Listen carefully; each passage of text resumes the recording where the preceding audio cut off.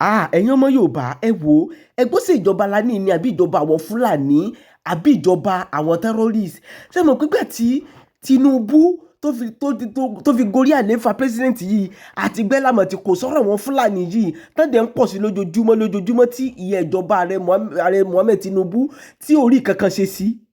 Ẹ wo àwọn pásítọ̀ náà wọ́n ń jà lórí ẹ̀sìn àtàwọn mùsùlùmí ọ̀rọ̀ nípa ẹ̀sìn àti ń dúró di election 2027 MC Oluomo náà ti ń jáde síta pé òun dó di election 2027 so gbogbo àwọn tí wọ́n ń pa lọ́tún lọ́sì kò sí nǹkan tó kan MC Oluomo election 2027 ìyẹn nìkan náà ń pè ìyẹn nìkan náà ń dúró dè. Ẹ wò ẹ wá lọ gbọ́ nǹkan tí wọ́n sọ nínú fídíò yìí. Mo ní mi ká ohun yín sílẹ̀ ẹ sọ tẹ́ ẹ bá fẹ́ sọ. Wọ́n ní àwọn wà lára àwọn tó ṣépè fún mi before election nígbà táwọn rí fídíò mi àwọn ń ṣe campaign election nígbà yẹn àṣìírí làwọn ń pè mí ṣùgbọ́n ṣe ẹ̀ yé àwọn ń sìn ni pé tí má dẹ̀ tí wá ń ṣépè yẹn ṣe ló dàbí ìgbà tó yẹ pé àwọn ni mò ń ṣépè fún mo ní èmi ò ṣe mi ẹni kankan sọ́kàn ṣùgbọ́n gbogbo ẹ̀yin tẹ́ jẹ́ kí irú ìjọba báyìí wáyé Elédùmarè ó túnbọ̀ mọ́ bá wa fire tó ń ṣẹlẹ̀ lọ́wọ́ báyìí ó túnbọ̀ wọ́n ní àwọn tún ń ṣẹ́ mí ni bàbá àbàdàn tiẹ̀ lé ẹni tó kọ́kọ́ pé mo tiẹ̀ rẹ́rìn mo wà ní kí lórúkọ ẹjọ́ náà lọ bóyá Olúmọ̀rọ̀ kì ní kọ́ọ̀lù wọn wọlé mo ní àbára àwọn tó fẹ́ fi tírèsì mi lélẹ̀.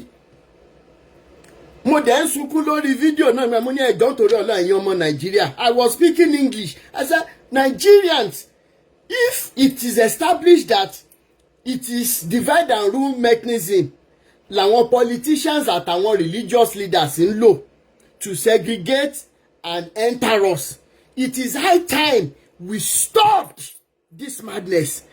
Ẹ jẹ́ ká kọ́kọ́ gbé gbogbo tribalism yìí sẹ́gbẹ̀ẹ́ kan. Ẹ jẹ́ ká gbé gbogbo religious sect yìí sẹ́gbẹ̀ẹ́ kan. These are the most powerful tools tí wọ́n ń lò. You know, but kò yẹ ọ̀pọ̀lọpọ̀ mọ́. If we come together, it is when we want to fight for them that we see ourselves as being tribalistic. But ṣé mọ̀ pé yàtọ̀ ń jẹ gbogbo ansìn ó sọ wá the common factors of the suffering.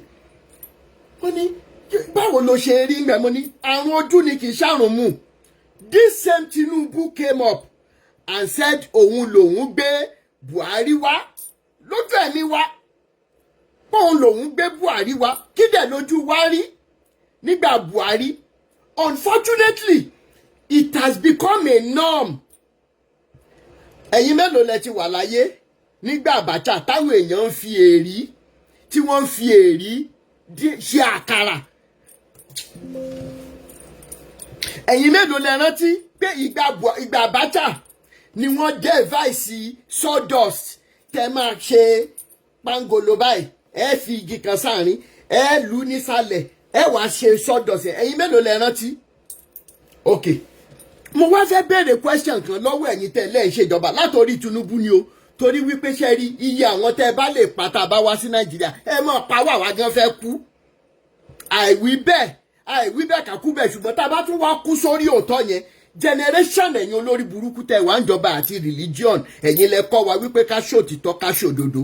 Mo fẹ́ mú ọ̀rọ̀ títí yín gbọ́ ká tó wọ ọ̀rọ̀ Apostle Ọlọ́ládé Israel Omiwọlé. Now, at the end of the day, nínú history Nigeria, it has become a norm that tíjọba kan bá délé ní wọ́n máa ń fi ojú wa gbolẹ̀ débi wípé a máa ń wá desire ìjọba tó fẹ́ pa wá lánàá to such an extent that today we are now seeing somebody as like Abacha has a saint beside somebody like Tinubu. Ẹ jẹ́ tún yẹn sọ again, ẹ jẹ́ bá mi share ètò yìí. Today we are seeing someone like Abacha as a saint níbi tí irú àwọn Tinubu wà, and lórí social media eléyìí ò kì í ṣe wọ́n ní wọ́n pé somebody kí lórúkọ bọ̀bọ̀ ẹ̀ oníṣẹ́ tí máa ló dá vice president yín ló dá Boko Haram sílẹ̀ pé kì í ṣóhun. Ẹ̀yin mélòó lẹ rí news yẹn mo ṣe máa ṣe fídíò ẹ̀. Who is Shettima today? Shettima is the current vice president of Nigeria who allegedly was said to have established Boko Haram. Sherry and Bo. Now, when Tinubu said òun ló kàn nínú gbogbo campaign tí wọ́n ti ń ṣe ní election àti manifesto, which one is the most stupid campaign manifesto tẹ̀tìrí in the history of Nigeria tí wọ́n ń béèrè nípa agriculture lọ́wọ́ president president kí náà máa ń pè mí gbòyìnbó dáadáa tó fẹ́ run fún presidency, wọ́n béèrè nípa agriculture. President to be ó ń sọ̀rọ̀ nípa trade, and ọmọ Nàìjíríà máa wà London post yẹn adẹ máa rẹ́rìn ní gbogbo ìgbà yẹn. Mo dẹ̀ sọ fún wọn náà, mo ní ẹ jẹ́ ká fìmọ̀ ṣọ̀kan. Mo rántí pé mo ṣe fídíò kan lórí Facebook, last Facebook page mi tán block tọ́pọ̀lọpọ̀ dẹ̀ ṣì ń wá mi lé ní pé ibo ni bọ̀bọ̀ Rótìmí wà, àbó ti gbowó ni àbọ̀n tẹ pa ni wọ́n pa mí, mo wà láyé, mi ì dẹ̀ gbowó lọ́wọ́ babaláku bàbá ẹnìkankan, mi ì dẹ̀ ṣe politician. Mo ń bẹ Kanu ń gbà yẹn, Kanu Nnamdi, mo ṣe fídíò kan mo ní ẹjẹ́ bá ń sọ fún Kanu Nnamdi, ẹ jọ̀ọ́ nítorí Elédùmarè ẹ bá ní kó bá Sunday Igboho ṣiṣẹ́. Gbogbo ìgbà yẹn náà èmi náà ti mọ̀ bẹ́tà nípa Sunday Igboho ni mi fẹ́ mẹ́nu lọ síbẹ̀. Ǹjọ́ tọ́rọ̀ bá máa dórí ẹ̀ máa sọ. Ṣùgbọ́n ní lọ́wọ́lọ́wọ́ tá a wà ẹ kọ́kọ́ lọ sí kí ẹlẹ̀ torí ebi tó ń bọ̀ ní Nàìjíríà, àwọn èèyàn ò mọ̀ pa ọmọ ara wọn jẹ.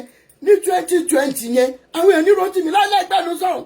Mo rántí gbogbo àwọn tó bu, it was a 12-13 minute video ni mo ṣe ń jọ́nà lọ. Mo rántí pé inú mọ́tò ni mo jókòó sí tí mo ti ṣe fídíò yẹn. Mi ìmọ̀ tó gbé inspiration yẹn wájú, mo kàn sáré tan fídíò, mo dẹ̀ ṣe, mo dẹ̀ post, mo dẹ̀ lọ́n tèmi. Wọ́n bú mi, wọ́n rọ mi sí mi nídìí. Mo lásìkò kan bọ̀ ẹjọ́ ṣiṣẹ́ pọ̀, ẹ sì kí àwọn ilẹ̀ wa káwa tá a wà ní diaspora, ẹ jẹ́ ká dá owó ká máa ṣe mechanized farming lọ láti 2020 yẹn. Even tá a bá gbin exotic igi ọ̀pẹ ńgbà yẹn á ti máa kéré ẹ̀ báyìí ní 2025. Ìyẹn ni bàbá yẹn rántí. Rótìmí ọmọ mi, wo gbogbo ọ̀nà tá a ti fi sọ̀rọ̀ ṣẹ́wó, èmi mo kó ọ̀rọ̀ mi jẹ. Ṣebí lẹ́yìn ìgbà yẹn náà mú Kanu ní Kenya, ẹ wá tìgbà tán ti mú Kanu ń sìn, ẹ wo tí Nigerian government ń ṣe lé lórí.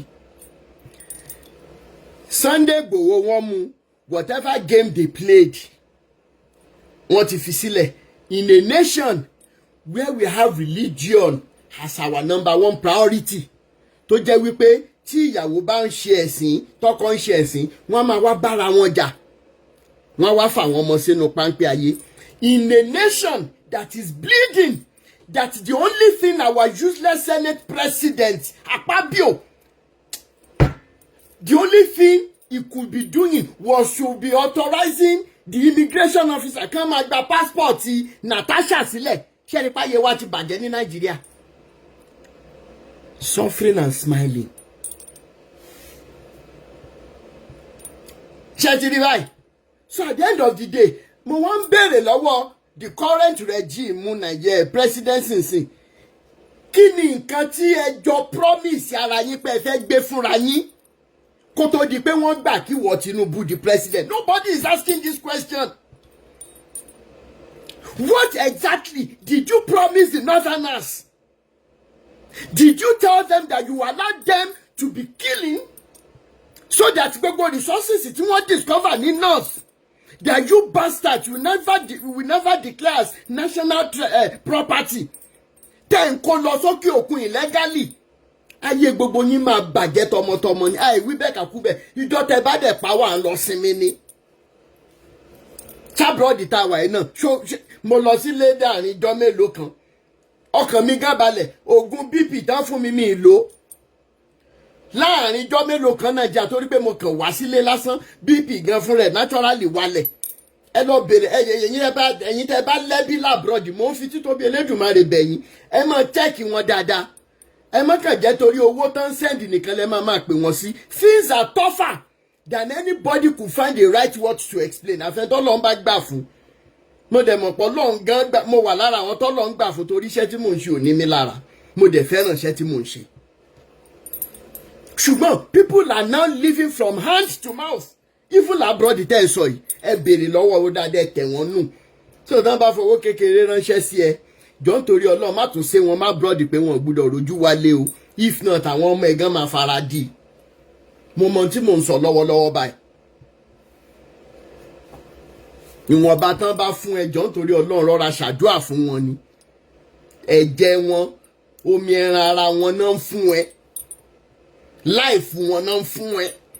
Over time ẹ lọ bèrè lọ́wọ́ ẹlòmíì, òtútù ti sọ ẹlòmíì ìdíkwe, ó ti sọ dídàkudà torí wípé a níjọba olórí burúkú kírú Tinubu lójú ẹ̀mí wa wọ́n dẹ̀ promote tọ́gìrì débi wípé irú MC Oluomo ṣe interview lẹ́nu jọ́ mẹ́ta yìí, ó ń sọ wípé bí Tinubu tún ṣe máa ṣe 2027 òun làwọn ń bá kàkiri bá ayé gbogbo yín máa bàjẹ́ ni. Gbogbo bí kíbi tẹ́ bá fi àwọn ọmọ yín á sì àti MC Oluomo ní àtẹ̀yìn gbogbo tọ́ọ̀gì táwọn Tinubu lò àti Tinubu fẹ́ wọ́n ní nísinmi, ayé yín máa bàjẹ́ tọmọtọmọ ni. Ẹ̀yin olóṣó lórí burúkú yìí ike bí Tinubu ayé wa ń bàjẹ́ lọ báyìí, wọ́n pa wá ní fọ́nàfọ́ṣù. Ìwé MC Oluomo jáde ní Nàìjíríà that produces graduates every day. Ìwé MC Oluomo jókòó ń sọ̀rọ̀ láti Àbújá pé bí Tinubu ṣe máa wọlé ní kíje. Ẹ̀yin olórí burúkú rádaràda ẹ̀ lójú ẹ̀mí wa. Every lovely foundation that Nigeria was standing on ni ẹ̀yin olórí burúkú ìtì ẹ ti bà foundation yẹn jẹ́. Ọmọ gan wa sọ fóbi sí dádì àti mọ́mí tẹ́ bá ní kí n lọ kàwé sí ṣé bẹ́ irú àwọn MC Oluomo ló máa jọ́gà wa. Ẹ̀yin olóṣó lórí burúkú ṣé bí Tinubu náà ni ní Nàìjíríà lẹ́ni ká sì máa rí àwọn tout tí wọ́n ń ṣe owó ọmọ onímọ́tò. Ayé yín máa bàjẹ́ ní gbogbo ẹ̀yin tẹ́ wà níjọba both past and present. Ní nísinmi lórí ọmọ tó bá kú díẹ̀ kẹ́ bẹ̀rẹ̀ sí ní jẹun ọmọ oúnjẹ ọmọ ọmọ korò lẹ́nu yín. Ẹ̀yin olóṣó lórí burúkú ẹ wá da àwọn ọmọ Nàìjíríà sí ìlà ìlò. Ṣé ẹ fẹ́ kó gbogbo owó yẹn lọ sọ́run ni? That was the reason tí mo ṣe fídíò yẹn pé Mr. President Trump, we appreciate the fact that you want to come and help us, but don't get it twisted. It is not only Christians that are being killed. Muslims who are being taken out, wọ́n kàn fi ń ṣe ọ̀rọ̀ ẹlẹ́sìn mẹ̀sìn ni. Bẹ́ẹ̀ ni wọ́n kàn fi ń ṣe ọ̀rọ̀ ẹlẹ́sìn mẹ̀sìn ẹja bára wa sòtọ́. What about àwọn tán pa ní mosque? Ìkankan wà pronounce ìjọba torí wípé tán bá ti fẹ́ pààyàn wọ́n ní Allahu Akbar. Ẹwọ ọmọ tán pa ẹwọ de Rebecca. Ẹwọ ọmọ tán pa ojú bọ̀bọ̀ tó sọ pé àwọn làwọn dáná sun ojú ẹ̀ sì wá ń ta. Ẹ̀yin ọlọ́pàá Nàìjíríà ẹ̀yin kìíní kan ẹ̀rí bọ́ ẹ̀yẹn mú. Ṣùgbọ́n tẹ́ bá gbọ́ pé àwọn yahoo boy wà níbì kan ẹ̀yin olórí burúkú máa dìde. Ẹ̀yin EFCC náà ẹ̀rí páyé yín ti bàjẹ́. Tó bá jẹ́ wípé EFCC economic kìíní kan for crime commission àbí kí lẹ pera yín and financial crime commission tó bá jẹ́ pé lóòótọ́ ni owó tí Tinubu ná lẹ́ni kí ló dé tẹ́ ẹ̀ lọ ṣèwádìí ẹ̀kẹ́ kọ́kọ́ àrẹ́sì Tinubu ẹ jẹ́ ká bẹ̀rẹ̀ láti bẹ̀. Ẹ̀yin olóṣó olórí gbogbo past president gbogbo past governors gbogbo past kìíní ẹ̀yin olórí burúkú EFCC ò mú wọn náà aráàlú lẹ̀ ní lára káàkiri ẹ bẹ̀rẹ̀ ṣiṣẹ́ yín bí iṣẹ́. Gbogbo ẹ̀yin tẹ́ wà nínú àwọn àjọ yìí tán gbé kalẹ̀ pé kẹ́ ẹ mọ̀ ní mẹ̀kúnnù lára ní jẹ́ wọn mọ́ ní rí bá ti ṣe ní rọ́nà gbégbà. Ẹ̀yin olóṣì aláyébàjẹ́ ẹ̀yin ọlọ́pàá náà ti ṣòwò rẹ̀ ń já fún wípé ó yẹ ẹwà ayé yín lóde ẹwà àwọn ọlọ́pàá tó ti serve Nigeria for 35 years ẹwòye tí wọ́n ń gbà ẹwòye tẹ́yìn governors Nigeria ń kó káàkiri lọ sílùú òyìnbó. Mo wá ń sọ mo sọ fún Mr. President mo ní tẹ́ ẹ bá fẹ́ bá wa solve problem yìí owó táwọn politicians wa ń kó wá sábrọ́dì ẹ kọ́kọ́ reveal ẹ̀ fún wa náà. Àwọn tó lọ́gbọ́n ló understand the video tí mo ṣe yẹn.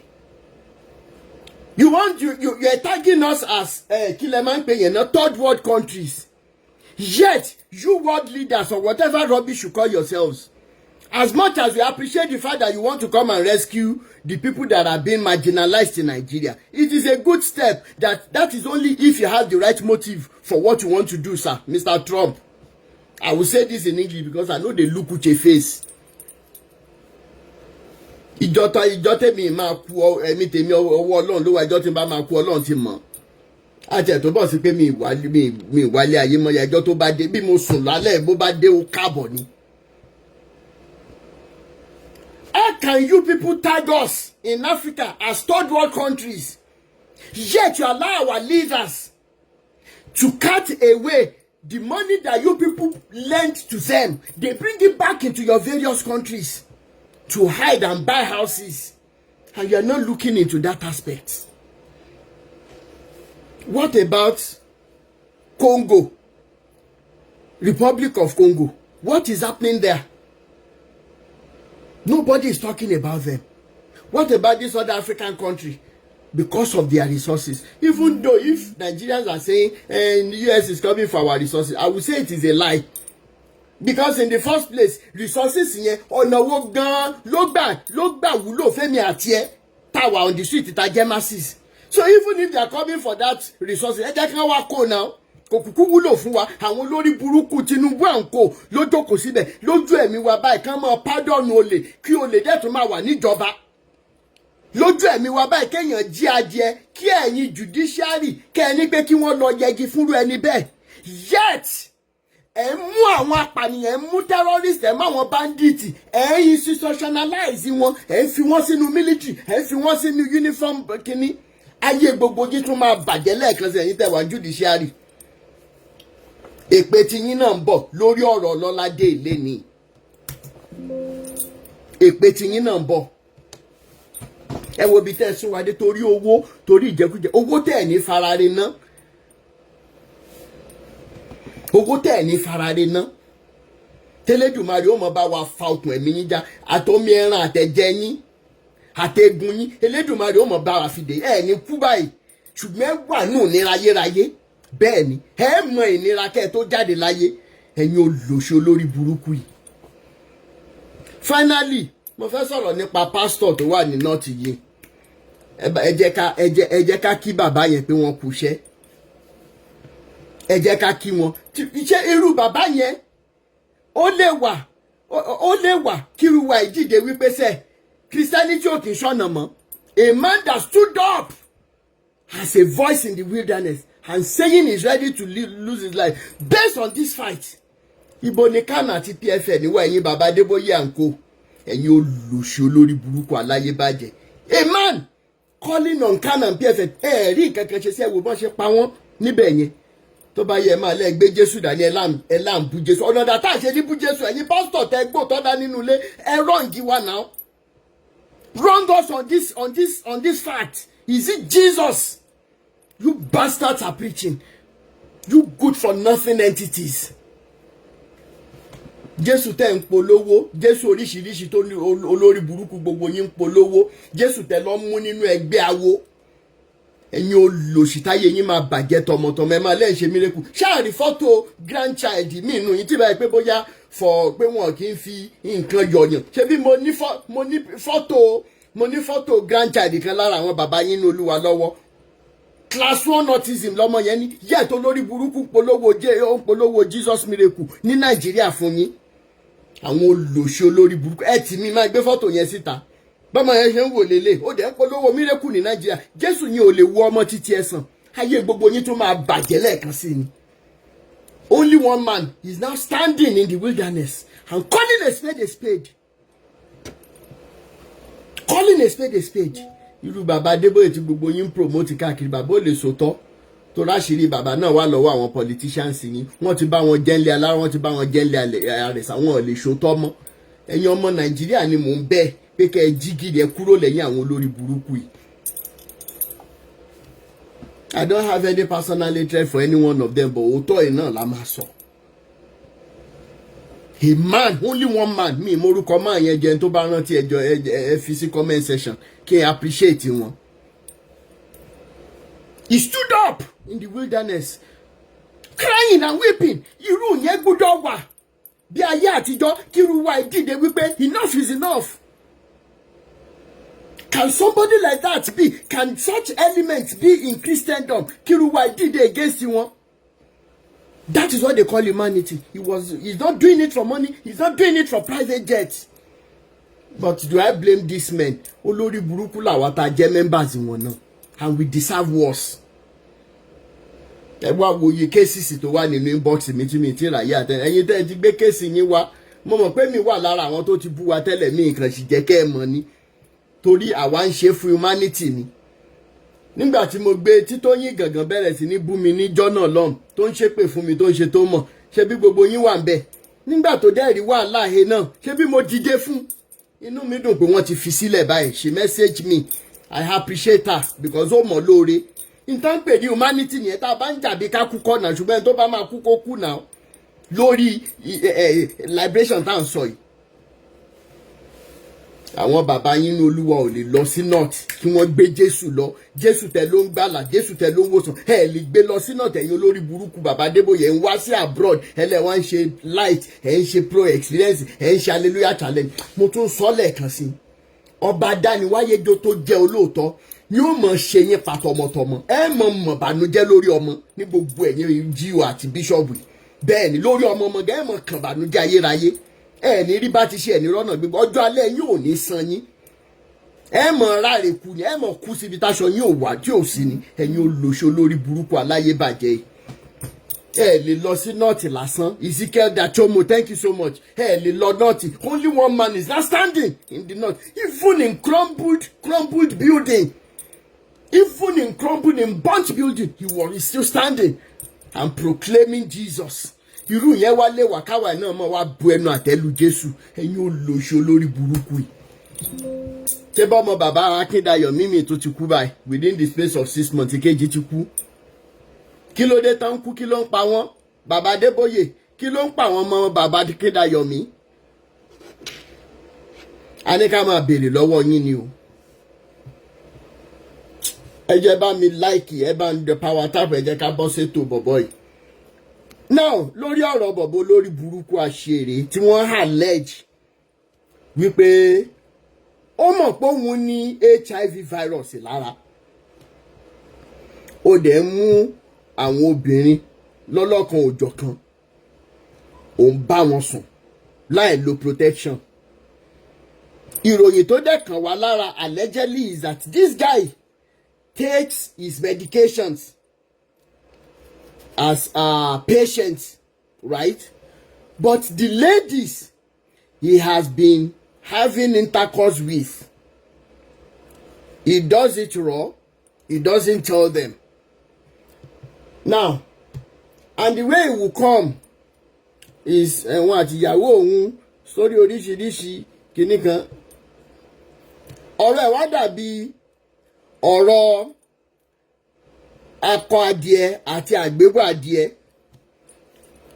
Tí akọ adìẹ tákùkọ bá fẹ́ gun àgbébọ̀ ó mọ̀ gbọ́ máa kọ́lé bẹ́ẹ̀rẹ́bẹ́ fún ẹ máa rọkọ̀ bẹ́ẹ̀rẹ́bẹ́ fún ẹ inú àgbébọ̀ máa dùn ara ìyá gágá pé òun ò lùzù abẹ́ lásán ó dá ó yá. A rò wípé bá a ṣe ń tẹ̀lé method táwọn pastors yìí gbé sílẹ̀ ok ó ti jẹ́ ká rò wípé Ọlọ́run jìnnà ó jìnnà rere sí wa bí ọ̀rọ̀ tí ìyá mi Bọ́lá Ààrẹ tí wọ́n lò nínú orin wọn ní 90s jìnnà rere jìnnà rere jìnnà rere jìnnà rere ṣé ẹ rántí orin yẹn àti báyé àwọn ọmọ tá a bí jẹ tí máa rántí gbogbo báwa ṣe dàgbà ẹkún àsìgbọ̀n mi ń gbà mí a sì mọ ṣe mí gbígbà tó pé kélédùmarè gan mọ̀ mú mi lọ kò sí nǹkan kan mọ́ láyé ọ̀pọ̀ nínú àwa tá a jẹ àǹfààní decency modesty àti ohun mèremère tí Nàìjíríà ní àwa yìí náà la wá ń sọ fún àwọn ọmọ tá a bí ń sìn wípé deserve ẹ̀ rárá you don't deserve what we enjoyed so a máa bàjẹ́ ni bí mo dẹ̀ ṣe ń sọ lọ́wọ́lọ́wọ́ báyìí gbogbo ẹni tó lọ́wọ́ sí bí ayé àwọn ọmọ tá à ń bí sílẹ̀ bó ṣe ń bàjẹ́ lọ báyìí tí ó bá ti bàjẹ́ tán nípasẹ̀ selfishness wa irú ẹ̀yin báyìí tẹ́ jẹ́ generation wa tẹ́ tó jù wá lọ Elédùmarè ò ní fire fún yín bẹ́ẹ̀ ni kò ní fire fún yín either politically ni o either religious wise ni o torí ẹ̀yin méjèèjì tẹ́ ń da omi Nàìjíríà láàmú lélẹ́yìí látòrí presidency dẹ̀ ni Elédùmarè ò ní fire fún kankan nínú yín bẹ́ẹ̀ ni a mọ̀ tẹ̀sí yín lójú wòtòwòtò lẹ́nu kí ni reason tí mo sọ bẹ́ẹ̀ ni wípé tẹ́ bá tiẹ̀ lẹ́gbórin Christian náà gbà yẹn ṣe bí ìyá tó kọ kí lorúkọ ẹ̀ good women choir àbí ọdún lọ sópin o àwọn yóò kọ orin wọn ò kọ orin Ọlọ́run torí wípé wọ́n fẹ́ lówó ìyá Fúnmi Àràgbá yóò kọ orin torí wọ́n fẹ́ lọ́rùn ayé. Sista tó ń ṣó ẹ̀tàn ṣe mọ̀ wọ́n. Kí lorúkọ olórin kan tán ọkọ̀ ń gbà yẹn. Orin yẹn popular gan, mo rántí pé orin yẹn mo máa ń fi suppress emotional stress ní gbogbo ayé ìgbà tí mo wà ní Bauchi Bello Kalẹ̀ housing estate lọ sí wọn ti dada kẹ́ lè mọ̀ pé mo ti travel dada Nàìjíríà. What am I saying? Wọ́n kọ orin ẹ̀mí pẹ̀lú woman tó kọ ẹ̀rù Ọlọ́run bà mí o. Ṣé ẹ rántí orin yẹn? Mo mọ nǹkan tí mo forúkọ wọn ṣe mọ́ ń sìn. And a lot of other religious kini àwọn secular ones gan, decency was the order of the day. Wọ́n ní báyìí, wọ́n ní nínú fídíò wọ́n ní báyìí. Irú àwọn dádì wa Kọ̀lìntì tó kọ Bauchi State Abubakar Tafawa Balewa bẹ́ẹ̀ ni wọ́n kọ làkúkú ẹ wọ aṣọ táwọn ọmọ yẹn wọ̀. Ó ní kan lára àwọn popular dancers wọ́n ń gbà yẹn tó máa ń rẹ́rìn jó báyìí lè rí nǹkan kan tà. Ṣùgbọ́n lẹ́ni nǹkan olórí burúkú gbogbo wọn wá ń sọ justice for Ọ̀chàyà kí ló orúkọ ọmọ tá ẹ̀ ń ṣe justice fún ẹ̀ ń ṣe justice ẹ̀yin olórí burúkú náà bá wọn gbé placard justice for kìnnì kan ta ló fà in the first place. Mo sọ níjọ́ náà lọ́wọ́ mo ti máa ń sọ láti láti àmọ́ tún ti sọ lọ́dún yìí again. Mo ní gbogbo ẹ̀yin tẹ́ ẹ lọ́wọ́ sí ẹ̀yin ọkùnrin tẹ́ ẹ bá wọn promote indecent, immodest, disgusting post, either by sharing it or by telling such ladies that in tí wọ́n ń ṣe yìí ó wà pagán.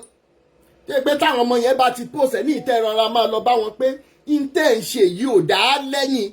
Níjọ́ náà náà ṣe rántí mò ń sọ́dà ìgbà tó epo rí tèmi nìkan ni ò pé nǹkan tẹ́ ń ṣe yìí àyọ́lẹ̀ fáwọn ọmọbìnrin yìí. Torí how do we explain to you ladies that it takes a man who is of high value tó mọ ń jẹ́ nìkan ni ò ní máa lọ sórí irú àwọn pósì bẹ́ẹ̀ yẹn pé òun wo nǹkan tẹ̀yìn ọmọ obìnrin olórí burúkú ìpósì káàkiri. But gbogbo wa Ọlọ́run ò dá wa bákan náà. Nígbà tọkùnrin bá ti wo kú tẹ̀yìn ìyá tẹ́ ẹ post during the day àwọn ọmọ ọlọ́mọ náà máa fẹ́ lọ fi túra lálẹ́ because you don't understand the analogy of how God has created a man. Now bàbá àti ọmọ wọ́n wá bá ọmọ ọlọ́mọ sùn láti 5 years àbí láti how many years ọmọ yẹn dẹ̀ kú ní fọ̀nàfọ̀ṣù. Ẹjọ́ ọmọ yẹn àti ẹ̀mí ò ní jẹ́ kí gbogbo ẹ̀yin tẹ́ ń promote indecency àti modesty ẹ̀jẹ̀ ọmọ yẹn ò ní jẹ́ nísìnyí. Bẹ́ẹ̀ ni kó jẹ́ kí cleavage lásán lẹ fi dá wàhálà lẹ̀ lórí social media.